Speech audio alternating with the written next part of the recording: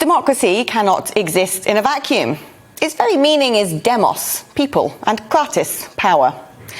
A government must be accessible and forge open dialogues with the public, with civic society, and with industries and business, or else it becomes an authoritarian regime.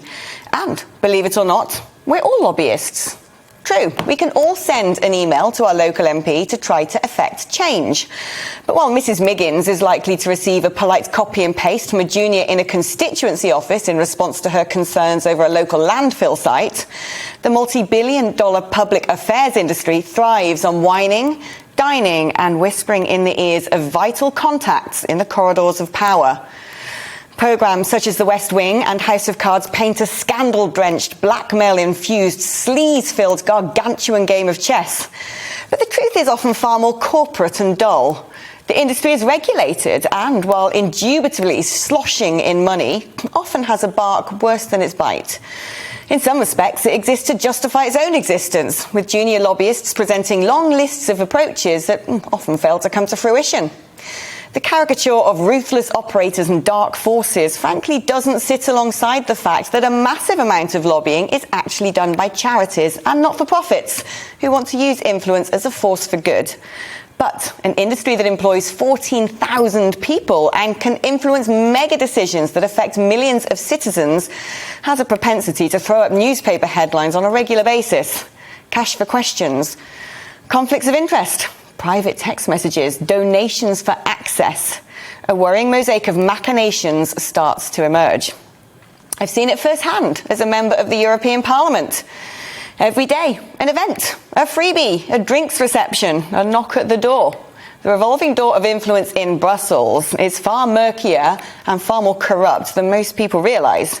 Yet a one-stop shop for a corporate cartel of multinationals where 30,000 lobbyists take unelected commissioners for dinners and jollies to pen regulations that favour big business at the expense of citizens and enterprises, that rips off the developing world, trapping poor countries in agrarian poverty, and that operates within the darkest shadows of geopolitics, that manipulate an entire continent. I was horrified at what I found, and believe me, not many people were actually knocking on the door of a politician who wanted out. But Brexit changed things. We now have our own big decisions to make, having taken back control, creating a bonanza for lobbyists here. Trade deals, state aid, sovereignty over regulations, independence in foreign affairs. Whitehall must be abuzz with an influx of influencers trying to influence. It's reported some MPs receive as many as 100 approaches a week. Now democracy is closer to home. Can we be, and are we, any better? The pandemic shone a light on non-standard practices, exposing a thread worth pulling at for the sake of us all. Private WhatsApps and jobs for the boys, contracts for friends of the party or chums of the minister. Yes, it was a crisis and decisions had to be taken rapidly, but rules were circumvented and trust lost. In 2014, Parliament passed the Transparency of Lobbying Act, demanding statutory registration of professional lobbyists.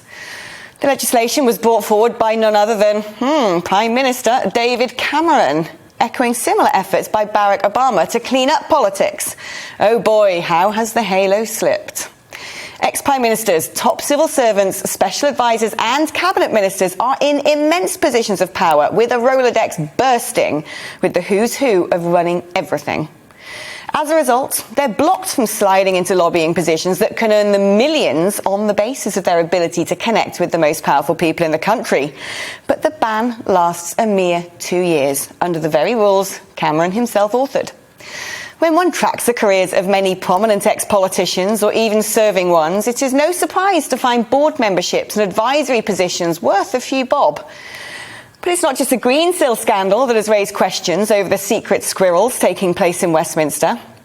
Housing Minister Robert Jenrick narrowly dodged disgrace after fessing up and being forced to reverse a planning decision that would have saved a developer and Tory donor tens of millions of pounds after it was discovered he'd given money at a fundraiser where he was sat next to, yep, you guessed it. So what really does go on? Is the mythical status of corrupt lobbyists all rather overblown?